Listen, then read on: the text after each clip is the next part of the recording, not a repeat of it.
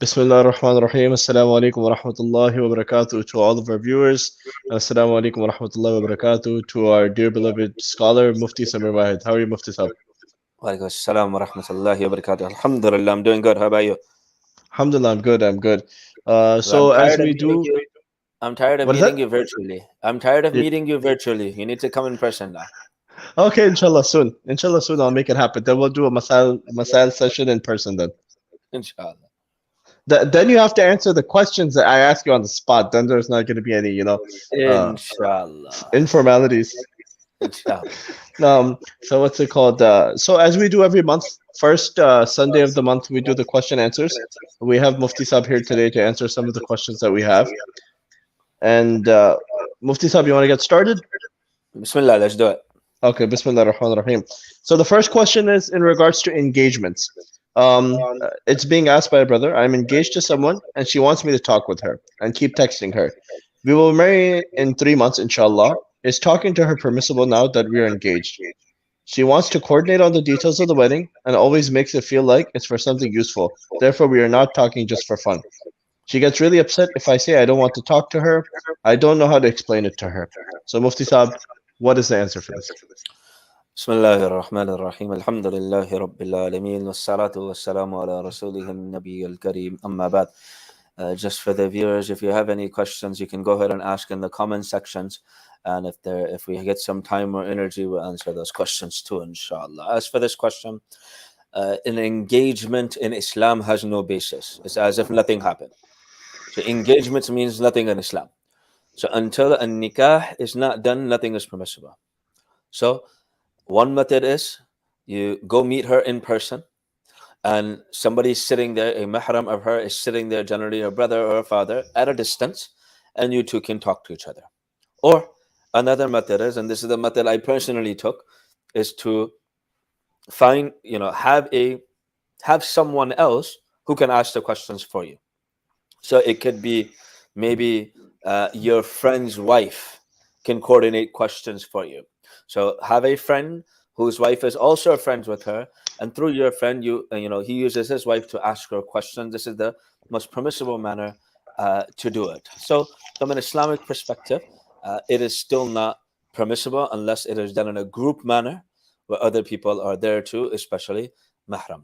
As for wedding details and stuff, you can still go the method I just told you. If she's getting really upset, then Islamically, when Islam is correct, then there'll be barakah in the wedding.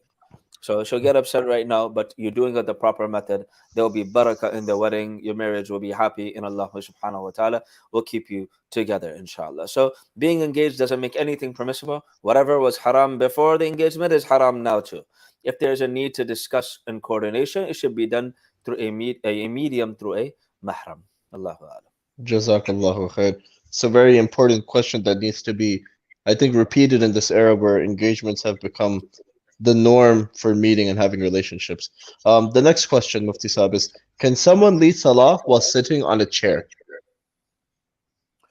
Can someone lead salah while sitting on a chair? It is permissible. The Prophet of Allah, sallallahu alaihi wasallam, one of his last prayers, he led on the chair too. However, the muqtadis, the people behind him, will be standing up and praying.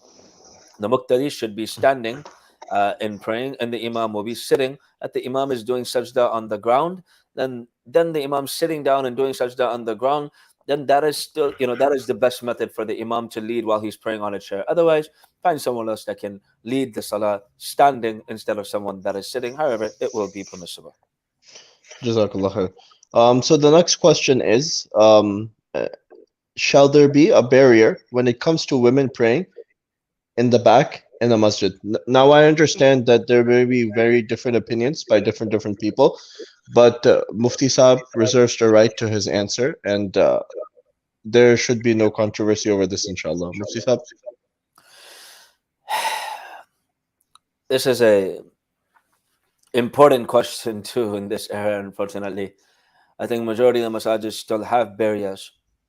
Um, the For those who say it is permissible, they will go back to have no barrier. They'll go back to the time of the Prophet of Allah sallallahu alaihi wasallam, where they had no barriers, which is correct. However, our mother Aisha radiallahu ta'ala anha herself said, if the Prophet of Allah sallallahu alaihi wasallam was alive in our era, he would have told the women not to go to the masajid. So the time of the Prophet of Allah sallallahu alaihi wasallam was a time of barakah with the company of the Prophet of Allah sallallahu alaihi wasallam. There were sahaba, there were sahabiyat radiyallahu ta'ala anhum ajma'in. You know, it comes in the narration that the sahabiyat, when they would go for salat al-fajr, they would, after salat al-fajr, they would leave before the Prophet of Allah sallallahu alaihi wasallam even turned around. The era was completely different. In one narration, it comes where the Prophet of Allah sallallahu alaihi wasallam said the best rows, the best saf are in the front for the men, and the best saf and the best rows for the women is in the back.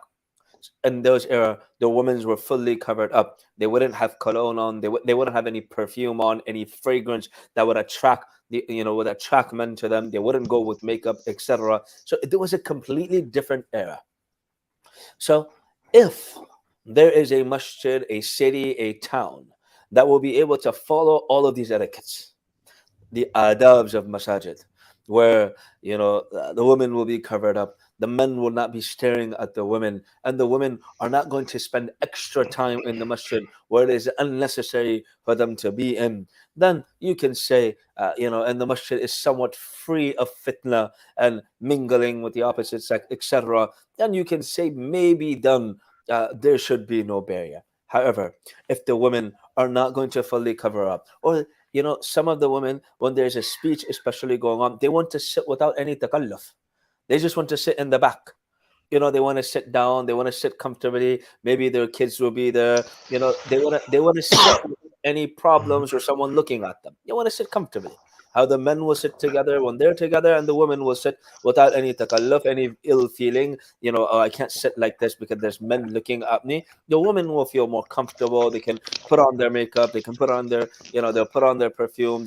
So in that sense, we're not going to follow all the etiquettes, all of the adab. Then in this era, it is better to have a barrier when it comes to women praying in the back of the masjid or in the masjid. They should have a barrier, have some kind of barrier, have a private friendly barrier where the women are in their own space, in their own area, and that seems the best method to avoid fitna, in my opinion. Wallahu a'lam. Okay, so the next question is, do women have to cover their feet while praying? What about wearing open shoes outside? Are feet considered aura according to Hanafis? I know ankles have to be covered in all situations. Yes, so the ankles do have to be fully covered. If the ankles are not covered, then the salah will not count. So the ankles must be covered. About covering their feet, there's difference of opinion in the Hanafi school of thought too. That do you have is covering your feet part of the aura of salah or not? Um, the preferable opinion is that it is not part of the aura, and you can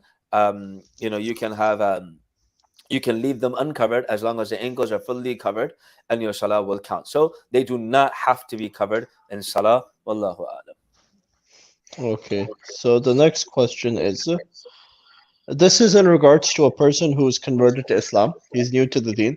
So the question is, are the four schools of law, Hanafi, etc., deemed acceptable in their differences? Especially as a revert or convert new to the deen, how do I best navigate the different rulings? And should I go with the majority opinion on each matter of fiqh when unclear? Can you please answer this, Mufti Sahib? So this is a good question. It's not only for the reverts. This goes into a deep discussion of taqleed, and our Hadrat Mufti Taqi Usmani Shab has a book on this, the legal status of a mazhab, and there are different books of taqleed too. In general, I will say that if you are not a scholar, or not becoming, or not on the verge of becoming a scholar, you're not going to an Islamic institute to become a scholar, anything along those lines, then the preferred opinion is you follow your local imam. If every community were to follow their local imam, as long as their local imam is knowledgeable, is befitting of the status of giving Islamic rulings, and the imam is, you can attest to the piety level of the imam, then everyone from the community should follow the imam. And this will solve all differences. If everyone followed the Imam, you went to the Imam for all of your questions, you went to the Imam for all of your discussion, then all of our issues would be solved. So, first of all, I remember we had Mufti Taha Karan Sahib, rahmatullahi alayh. He visited us in Chatham in Canada, and other great ulama that came from other countries. We would ask them that we live in America, we live in Canada, and we have scholars that we have people that come to the masjid that are from the four different schools of thought. Someone who's coming to the masjid that follows the Maliki school of thought, someone who comes to the masjid is following the Hanbali, Hanafi, and the Shafi school of thought. What should we do? And all the scholars would respond. They had very similar responses. That almost whatever town and city we are in, all of us follow the same mazhab. Everyone follows the Shafi mazhab. Everyone follows the Hanafi mazhab. But in America and Canada, we have this issue where people are following the four different mazhabs. So the number one solution is whether you're a revert or a layman, you're not in the scholarly field, then the best solution is follow your local imam. That will solve all of your opinions. Instead of you trying to do your own research, trying to come up with the fatwa. You're talking about Islam, what is halal, what is haram, what is correct, what is incorrect. This isn't a joke. How to pray salah, what breaks your salah. This is serious stuff. What you can and cannot eat. What will make your salah count and what will not make it count. These are not rulings that you have studied in detail. The best method is to find your local imam and follow him. That's number one. Number two, if you for some reason can't follow your local imam, for whatever reason it may be, wallahu a'lam what it may be, and you have decided to follow the Hanafi school of thought, then find a Hanafi scholar that will be your go-to person to ask them all the Hanafi answers. And then ask that person whatever. And now, don't go fatwa shopping. Okay, this Hanafi scholar said this. Now I want to go find another Hanafi scholar who says this. Don't go look for that Hanafi scholar or that scholar that gives you the answer that is in accordance to your desires. Allah subhanahu wa ta'ala addresses this in Surah Al-Furqan. أَرَأَيْتَ مَنِ اتَّخَذَ إِلَهَهُ هَوَاهُ. Have you made your desires, have you made your gods, your desires? Are your desires your gods? Do you worship your desires? So because we've become weak, we become somewhat, I would say, cowards. We've become so weak, we don't want to do nothing. We're lazy. We don't want to do anything. So we're looking for the easiest options. We're looking for the fatwa that says I don't have to go to the masjid. We're looking for the fatwa that says this is halal. That imam, he says everything is haram. So I don't want to follow the imam. I want to find the imam that says everything is halal. That makes everything permissible for me. So figure out which mazhab you want to follow. Then find the scholar that you're going to use to get all of your answers. If you can do that, then all of your answers will be solved. Now, you don't have to decide what the majority say. You don't have to decide what's incorrect and correct. Now, in every field, you have a lawyer, you have a doctor, and you hire someone to do a job. That person you hired to do the job, you sign a contract with them. You have an agreement with, for example, you want to build a house. You have an agreement with the contractor. Now, if the contractor messes up, you're not worried because you have a contract. The job must be done by that contractor. You are completely at sukoon and ease. You're not worried about all of the nuqsan, the defects, the problem. You're not worried. Why are you not worried? Is because if something happens, you're going to sue that person. You're going to claim insurance. You have nothing to worry about. People spend so much money on full insurance, car insurance. Why? If they get an accident, they're not worried because they have comfort that they're relying on that insurance. They're relying on that contract. The burden must be carried by the other person. Likewise, when it comes to Islam, and you did your due diligence to find that scholar, you had pure intention to find a pious scholar that could give you the answers for that school of thought, you relied on them. Now, if they give you an incorrect answer, but you followed it, the burden's on them. You have an agreement with them that I was going to follow you. That is why it is very scary to be a leader, to be an imam, to be a religious scholar. It's scary.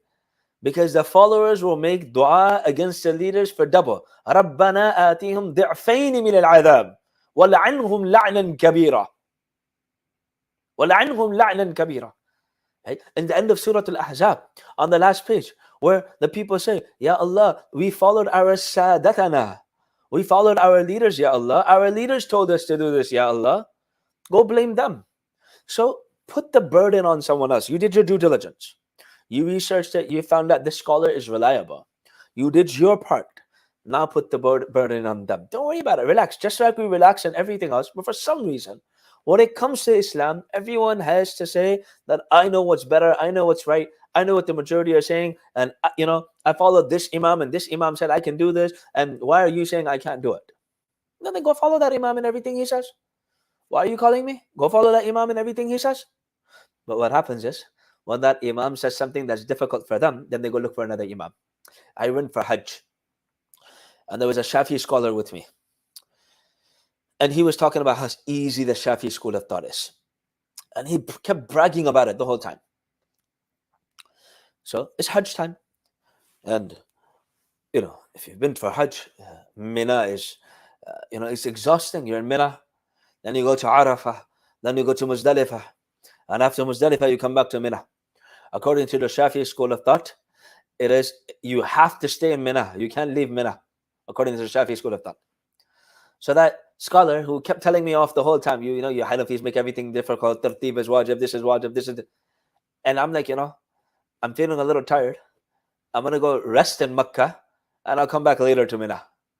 He's like, I'm going to do the same thing. I said, no. Shafi school of thought, you must stay in Mina. He said, today I'm Hanafi. I'm going back to Makkah. I'm going to rest. And it's okay because my wife is Hanafi. I'm Shafi, my wife is Hanafi. So this is looking for ease. We're looking for ease. We're not looking for what's right. But everything else has rules and regulations.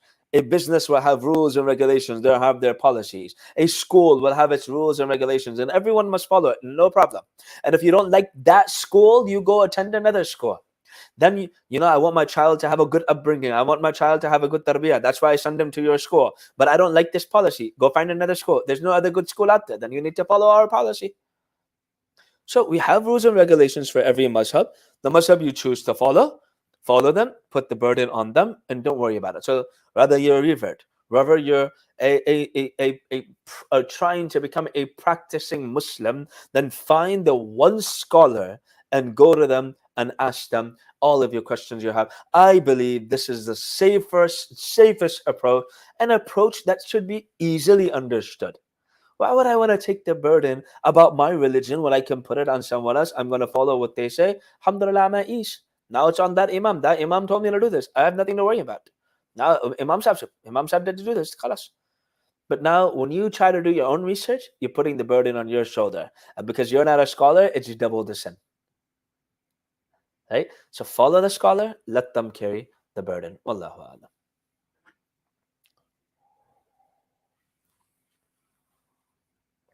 You're on mute. I can't hear you.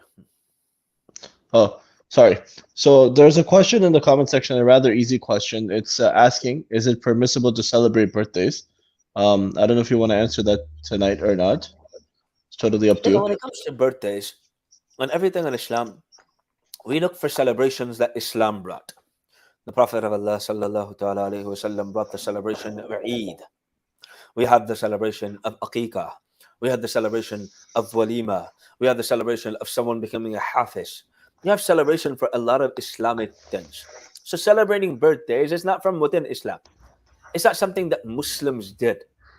So from a permissibility, not permissibility, if it's following from a halal haram perspective, if you are following anything that is not part of Islam and is part of a trend of non-Muslims, it's not befitting of Muslims, then it would not be permissible to do it.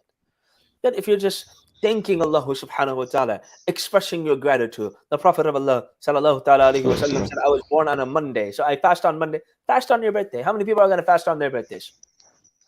That is how you celebrate another year. Ya Allah, I'm grateful to you for blessing me with another year. Make this year better. If you do it in that manner, then I guess, there could be room for permissibility. So it's not clear-cut haram, but it's not clear-cut halal either. We need to know our limits. And generally what happens, we have a book called Qasas al-Nabiyyin. And it goes over, Mara Hassan Ali Nadir goes over how idol worshipping started. What happened? a pious person passed away.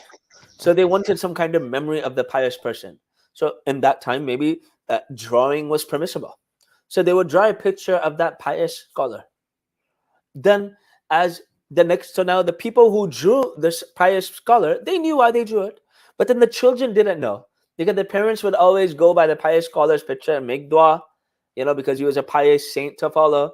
Then the children thought, maybe let's make a statue out of it, right? And then the children came, and then it became a weird statue. If you ever seen one of those, the lack of improper communication, where you have like 20 people line up, and one person will whisper something to someone's ear, and whatever the beginning statement was is completely different at the end. So even though it started from an image of a pious person, it looks like some kind of disfigured idol.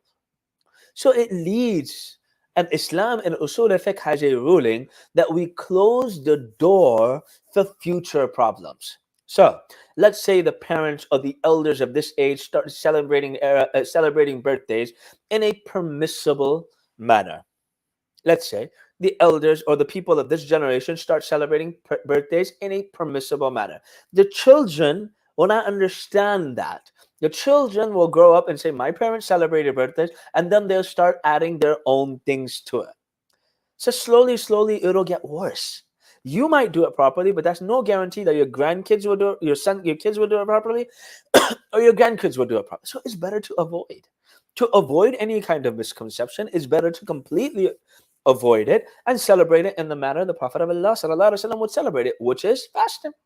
Fasting, thanking Allah, Ya Allah, you allowed me to live another year. Ya Allah, I ask you to give me long life and a healthy life that is used in your obedience. So if it is done in this manner, it will be permissible, but you're opening up the doors. And sometimes it's best to sabdan, to close the doors. Close the bab, close the door. To avoid any issues in the future, it's better, I would say it's better to not celebrate. But like I said, when it comes to halal, haram, there has to be, some reason to say that it is haram. So I would say it's better to avoid. Wallahu a'lam. And then just one question really quickly. If the question was, if somebody is learning Dua Kunut, they don't know Dua Kunut, what should they read in place of it for their witr? If some for witr, For witr, yeah. yes. So if you don't know the dua, obviously, number one, you should make an effort to memorize the dua, just like you need to make an effort to memorize the surahs. But if you don't know, then you can read Allahumma آتنا في الدنيا حسنة وفي الآخرة حسنة وقنا عذاب النار ربنا آتنا في الدنيا حسنة وفي الآخرة حسنة وقنا عذاب النار, or a smaller dua, رب اغفر لي اغفر لي. Generally, you can make any dua that you want until you have memorized the dua qunut. Our brother Sheikh scholar who should be brought on to answer this question, but he went ahead and asked another question. So, but it is a good point that he's pointing out. May Allah subhanahu wa ta'ala bless him, accept all of his efforts, and Oh, continue to use him for the service of this deen. How can we make a judgment or a fiqh ruling on a hypothetical in the future, which is an important question. However, as scholars, that is our job. In when a person in every field, whether it's business or whatever it may be, we make sure we have looked at all angles and all avenues to make sure that we have covered everything, to make sure that we don't suffer in the future. So common sense, everyone, in the business line, whenever I'm with a lot of, people that are making business plans, they plan for 5 years. They plan for 5 years to make sure they have covered all avenues. So to prevent something in the future is not just from within Islam, it's from everything. This could happen in the future. So we want to make sure we cut the door right now. We stop this from right now. And we might have to fire an employee to set the record right now. We don't want anyone to take advantage in the future. So we're going to set the record straight right now. So in everything we do it, and whatever it is business, it's school, whatever it may be, we're going to do something that we take preventive measures to make sure something in the future doesn't happen. And the most common example is we wear a mask. Right? We might get COVID, we might not get COVID. Is it going there? Sometimes, we said it was coming from that, but we took preventive measures in everything we do. Whatever we do, we take preventive measures. So there's no problem in taking a preventive measure for a possibility in the future, and which is within our usul of fiqh, to close the door from future problems. I think I have some questions texted to me here. Is it okay to pray with your shoes on or make wudu with socks? If it's socks that fit the description of permissible socks, which would be leather socks or these waterproof socks, they can't easily rip.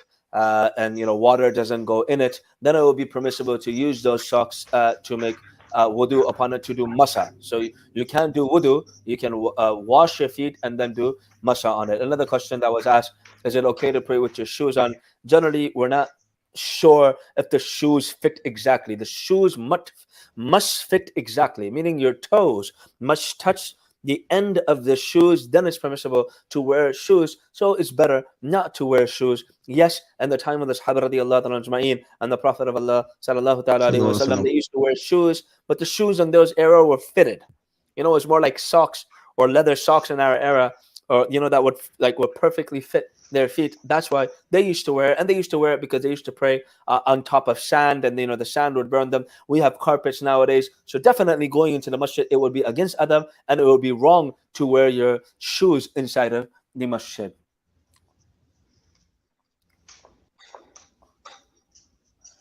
Is it permissible to sit down in salah sitting if you're suffering? If your Achilles are hurting, then yes. If you can't pray standing, Islam does not, it's not difficult. So you don't have to exert yourself where you're causing yourself pain. I remember one time that my ankle was hurting and I could barely sit.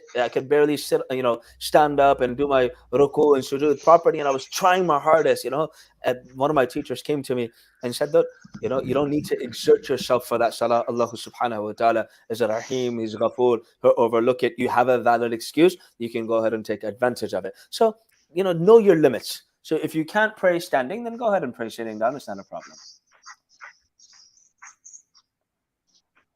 How did you memorize your sabak? How do you memorize your sabak? I'm assuming to memorize Quran. Everyone's method is different. I don't think there's a set standard of how to memorize Quran. Hafiz Asad Sab would have his own method of memorizing sabak. I had my own memorization. Generally, I would say, and I personally want to have adab before I memorize. So say A'udhu billahi minash shaitanir rajim. Some Rabbish rahli sadri. The du'as to start before doing your sabak. So A'udhu billahi minash shaitanir rajim. Bismillahir rahmanir rahim. Rabbish rahli sadri wa yassir li amri wahlul 'uqdatam min lisani yafqahu qawli. One of our teachers used to tell us, read Alam Nashrah 3 times before memorizing your sabak. There's different methods. Then each verse I would read it over once, then read each verse 3 times, then try to read it without memory. Everyone's method will be different. You keep trying and figure out what method and technique works for you at memorization of Quran. May Allah subhanahu wa ta'ala make it easy for you and grant you strength to memorize the Quran. Is it sunnah to grow the beard or fard? According to the Hanafi school of thought, it is an obligation and it is fard to grow your beard. It is haram and sinful. A person who shaves will be considered an open sinner and a transgressor. He will be sinful. A person who's considered sinful openly. Wallahu a'lam bis-sawab. Do I do dream interpretation? No, unfortunately, I do not do dream interpretation. I think that is it, inshallah. Yeah, okay. Jazakallah khair for everybody for joining us, and Jazakallah khair for Mufti Sahib once again providing us the answers. Jazakallah khair. Assalamu alaikum wa rahmatullahi wa barakatuh. Wa alaikum assalam wa rahmatullahi.